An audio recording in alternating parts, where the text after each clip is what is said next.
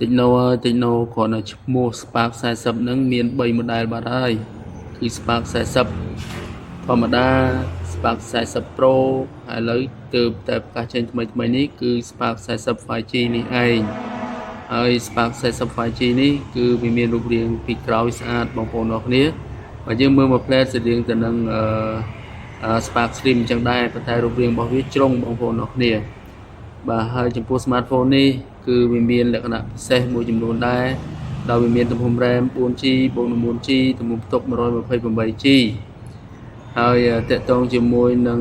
រូបរាងនេះរូបរាងរបស់ Spark 40 5G នេះ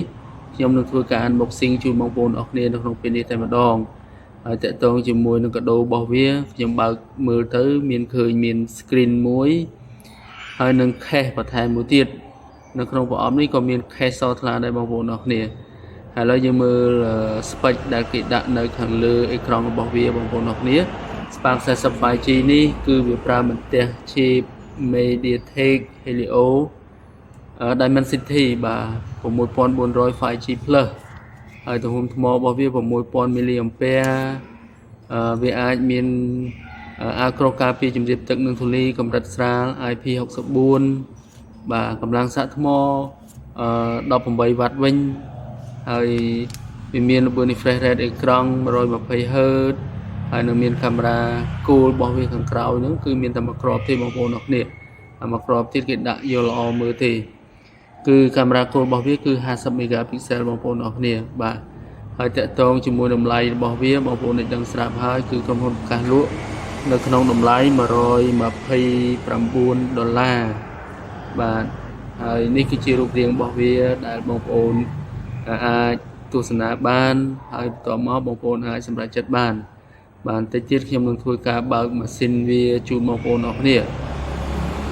នៅលើប្រអប់របស់វាក៏គេដាក់តកតងទៅនឹងប្រទេសឈីបតកតងទៅនឹងកម្លាំងថ្មតកតងទៅនឹងកម្លាំងនៃការសាកថ្មរបស់វា18 វ៉ាត់ហើយអញ្ចឹងទៅជាដើមបងប្អូនអរគ្នាបាទហើយជាមួយនឹង IP64 ផងដែរគេដាក់អួតនៅលើប្រអប់របស់វាហ្នឹងឥឡូវខ្ញុំចាប់ផ្ដើមបើកវាមើលបងប្អូនអរគ្នាហើយបងប្អូនក៏លេចមើលរូបរាងខាងក្រៅបន្តិចទៅទម្រាំនឹងកម្មវិធីវាចេញមកពេញលេញបាទអានោះមួយគ្រាប់ទៀតនោះគឺវាឆោតទេបងប្អូនអរគ្នាហើយ speaker របស់វាគឺមាននៅខាងលើបាទហើយនៅខាងក្រោមនេះដែលអត់ទាន់មានរុន speaker ទេប្រហែលជាមានតែមួយគ្រាប់ទេបងប្អូនអរគ្នានៅខាងក្រោមនេះមានរុនសាកថ្ម Type C រុនមិចហើយនឹងរុនដោតកាស 3.5 ហើយនេះចេញហើយរូបរាងរបស់វាតកតងជាមួយនឹងអេក្រង់របស់វាបាទមើលពីក្រោយអេមបងប្អូនអរគ្នាប៉ុន្តែមើលពីមុខរាងហេវហើយដោយសារតែវាប្រើប្រាស់អេក្រង់ដំណក់ទឹកសម័យនេះហើយហ្គេមខាងក្រោមសល់ច្រើនបងប្អូនអរគ្នាអើយបាទស្អាតតែពីក្រោយចំហៀងអត់សូវស្អាតទេហើយតម្លៃ$129នេះទំហំ RAM 4G ទំហំផ្ទុក 128G បាទមុនដំបូងធ្វើឲ្យច្រើនជាង Oppo ឥឡូវធ្វើបាទប្រហែល Oppo ដែរហើយលួចអេក្រង់លួចអីទៀតបាទអញ្ចឹងគេឲ្យយើងនៅដំបូងនេះបងប្អូនអរគ្នា